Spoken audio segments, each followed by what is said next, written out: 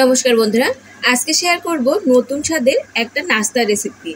সকালে তাড়াহুড়োয় হাতে যদি সময় একদমই কম থাকে তো মাত্র 5 মিনিটের মধ্যে আপনারা এই নাস্তাগুলো তৈরি করে নিতে পারবেন। কম সময়ের মধ্যে টেস্টি কিছু বানাতে চাইলে এই নাস্তাগুলো আপনারা ট্রাই করে দেখতে পারেন। এটা যেমন হবে নরম আর তেমনই হবে টেস্টি, মুখে দেওয়ার সঙ্গে সঙ্গে কিন্তু মিলিয়ে যাবে। আর ছোট থেকে বড় কিন্তু ভীষণই পছন্দ করবে। এগুলো আপনারা শুধু শুধু খেতে পারবেন কিংবা টমেটো কেচাপের সঙ্গেও সার্ভ করতে পারবেন।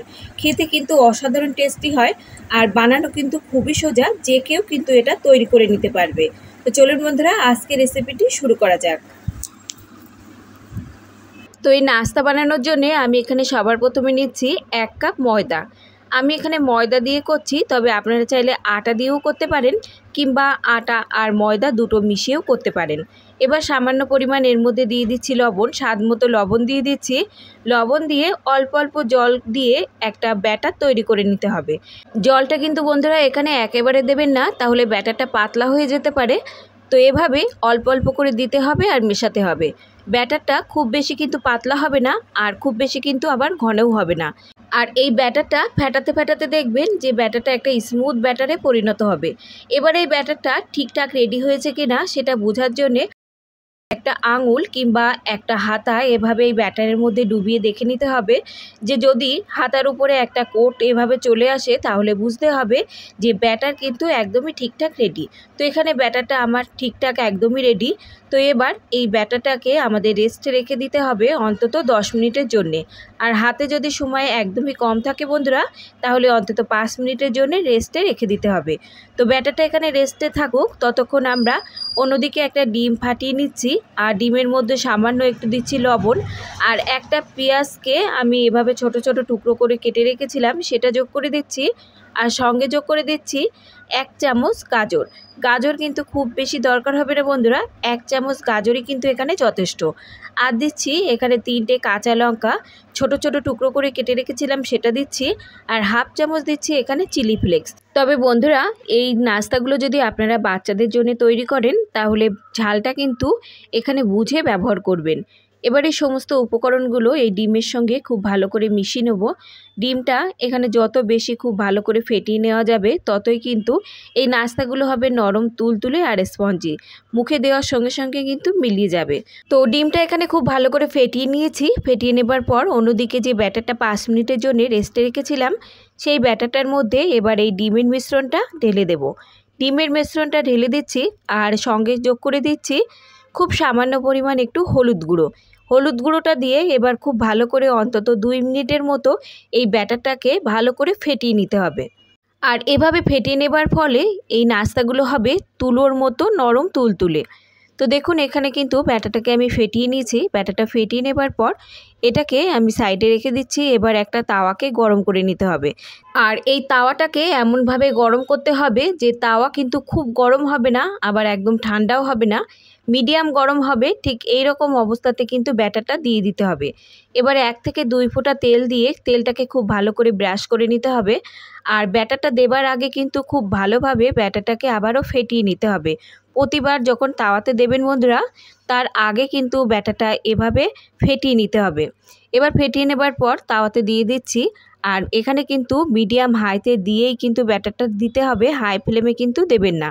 ব্যাটারটা দেওয়ার সঙ্গে সঙ্গে কিন্তু তাওয়াতে জমে যাবে। খুব দ্রুত কিন্তু ব্যাটারটা দিয়ে এভাবে চারিপাশে ছড়িয়ে দেবেন। যেমন আপনারা ছোট বড় রাখতে চান ঠিক সেই মাপে কিন্তু এভাবে ছড়িয়ে দেবেন। আর এই প্রতিটা নাস্তা তৈরি করতে কিন্তু বন্ধুরা মাত্র 2 মিনিট সময় লাগবে। 2 মিনিটের কিন্তু বেশি সময় লাগবে না। তো এভাবে মিডিয়াম ফ্লেমে দিয়ে দেখুন 1 মিনিট এভাবে হতে দিতে হবে।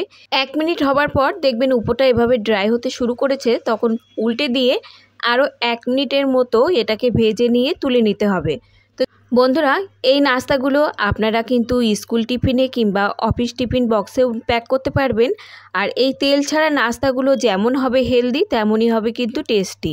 আর খুব কম সময়ের মধ্যে এই নাস্তাগুলো কিন্তু অনেকগুলো আপনারা রেডি করে নিতে পারবেন। তো দেখুন এখানে কিন্তু নাস্তাটা ভাজা একদমই রেডি। এবার আমি ফোল্ড করে নিচ্ছি, তবে আপনারা চাইলে এটাকে ফোল্ড না করেও আপনাদের ইচ্ছে মতো রাখতে পারেন। এখানে আমি একটা এভাবে ফোল্ড করে নিচ্ছি, আর একটা আমি অন্যভাবে বানিয়ে দেখাবো। তো দেখুন নাস্তাটা কিন্তু একদমই রেডি। দেখতে কতটা লোভনীয় হয়েছে বন্ধুরা। এগুলো খেতেও কিন্তু দারুণ টেস্টি হয়। তো এটাকে আমি তুলে নিচ্ছি, তুলে নিয়ে আর একটা বানিয়ে আপনাদের দেখাচ্ছি। তো একইভাবে এখানে অল্প একটু তেল ব্রাশ করে নিতে হবে। ফ্লেমটাকে কিন্তু বাড়ানো বা কমানো যাবে না, একইভাবে কিন্তু রেখে দিতে হবে। তো খুব দ্রুত এভাবে ব্যাটাটা দিয়ে এভাবে তাওয়াতে ছড়িয়ে দিতে হবে, নইলে কিন্তু জমে যাবে। জমে গেলে কিন্তু আর এটাকে ছড়িয়ে দেওয়া যাবে না। তো আপনারা যেমন বড় ছোট রাখতে চান, খুব দ্রুত এভাবে ছড়িয়ে দিয়ে 1 মিনিটের মতো একইভাবে অপেক্ষা করতে হবে। 1 মিনিট পর দেখবেন উপরটা ড্রাই হয়ে আসছে, তখন উল্টে দেবেন। উল্টে দেওয়ার পর আরও 1 মিনিট মতো ভেজে নেবার পর আপনাদের ইচ্ছা মতো ফোল্ড করে নেবেন, অথবা আপনাদের ইচ্ছে মতো ডিজাইনেও কিন্তু এটাকে বানাতে পারেন। তো দেখুন এখানে কিন্তু 1 মিনিট পর এটা উপরটা ড্রাই হতে শুরু করেছে। এবার আমি এটাকে এভাবে চারিপাশ দিয়ে ফোল্ড করে দিচ্ছি। এভাবে ফোল্ড করে নিয়ে কিন্তু আপনারা টিফিন বক্সে খুব সহজে এটাকে প্যাক করতে পারবেন। আমি এখানে নাস্তাগুলো দুইভাবে দেখালাম বন্ধুরা, আপনাদের যেমন খুশি তেমন এগুলো বানিয়ে নিতে পারেন। তো দেখুন এখানে কিন্তু আমার এটাও ভাজা রেডি। এবার আমি এটাকে তুলে নিচ্ছি, তুলে নিয়ে সার্ভ করে আপনাদের দেখাচ্ছি। নাস্তাগুলো একদমই রেডি, এবার আমি সার্ভ করে নিচ্ছি। আর বন্ধুরা 1 কাপ ময়দাতে আমার এখানে কিন্তু 7টা নাস্তা তৈরি হয়েছে। আর আপনারা যে পরিমাণ নাস্তা তৈরি করবেন সেই পরিমাণ অনুযায়ী এখানে আটা বা ময়দাটা নিয়ে নেবেন। এগুলো আপনারা শুধু শুধু খেতে পারেন, কিংবা টমেটো কেচাপের সঙ্গেও সার্ভ করতে পারেন। আর বন্ধুরা এগুলো কিন্তু একদমই নরম তুলতুলে, তুলোর মতো দেওয়ার সঙ্গে সঙ্গেই মিলিয়ে যাবে। একদিন বানালে কিন্তু বারবার এভাবেই বানাতে ইচ্ছে করবে। ছোট থেকে বড় দেখবেন সবাই ভীষণই পছন্দ করবে। আর এই প্রচণ্ড গরমে এইরকম সহজপাচ্য নাস্তা কিন্তু সবার পক্ষেই ভীষণ উপকারী। তাই আজকের রেসিপিটি একবার হলেও বন্ধুরা ট্রাই করে দেখবেন। তো বন্ধুরা আজকের রেসিপি যদি ভালো লাগে তাহলে লাইক শেয়ার কমেন্টের সাথে সাথে চ্যানেলটাকে সাবস্ক্রাইব করে রাখার অনুরোধ রইল। আজ তাহলে এই পর্যন্ত বন্ধুরা, দেখা হবে অন্য কোনো রেসিপির সঙ্গে। ততক্ষণ সুস্থ থাকবেন, ভালো থাকবেন, আর রেসিপিটি দেখার জন্যে সকলকে ধন্যবাদ।